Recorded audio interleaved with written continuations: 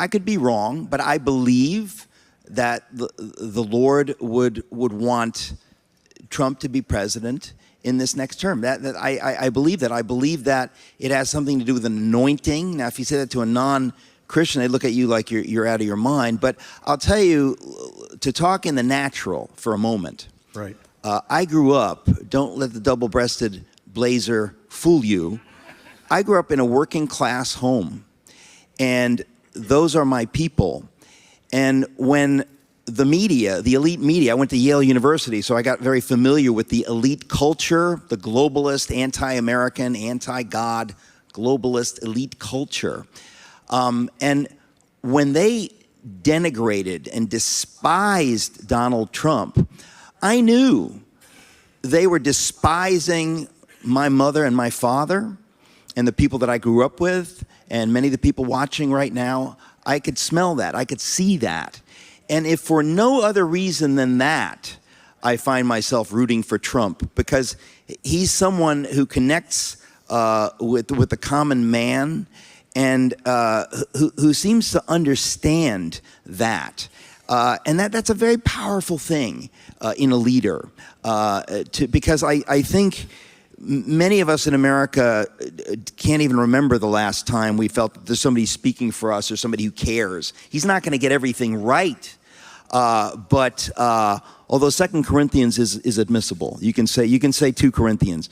But the fact of the matter is, his connection, his ability to connect at the rallies and so on and so forth, there's something absolutely extraordinary about that. And I simply think that the cultural elites and the media and a lot of fussy religious Christians, raise your hands if you're one of them, and then get out. But I think that a lot of people, they don't understand the language that he speaks. Right. But I think that many people in America say he's speaking my language and he speaks for me. And I want to say that I think that the elites therefore dramatically underestimate him. And that the safe bet, DeSantis, the big money's behind DeSantis, it's irrelevant. First of all, there's nobody more astonishingly entertaining on the stump than Donald Trump. There is no one. But we don't know what's going to happen. But we care what the Lord cares about. And I believe the Lord cares about this nation.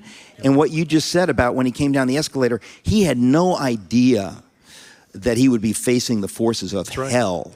And the forces of hell are not arrayed against Donald Trump. They're arrayed against God's people and against this nation which the Lord created, and against Israel. And I don't think he understood that. And I think because he understands that now, because he has endured that hell, not just during the election and his term, but since then, I think that is a man who is loaded for bear. Right. He understands now what he is up against, and it's kind of like in The Godfather where they say, we need a wartime consigliere. We're in a place right now, we need a wartime consigliere. We need someone who understands we are in a war. Yeah. And he understands that. I believe he understands that. It is an extraordinary thing, the parallels, that when I was writing the book on Luther, that I thought to myself, this seems familiar. Now, it certainly happened with the Bonhoeffer book. I mean, that I believe the Lord called me prophetically to write that book for this season now. I know that in retrospect. I didn't know it at the time. But there's something in the story of Luther. It's bizarre. I've said it very, very infrequently because people recoil. But there are many things in Luther, as I was writing it, I thought, this is bizarre. I see this in Donald Trump. What do I mean? Luther had an uncanny ability to speak to the common man. Now, he was an intellectual. He was a genius. Right. He could speak at the highest level, operate at the highest level, but he had an ability to speak to the common man, often with coarse joking. Does that sound familiar? Yes. Because he was making a connection.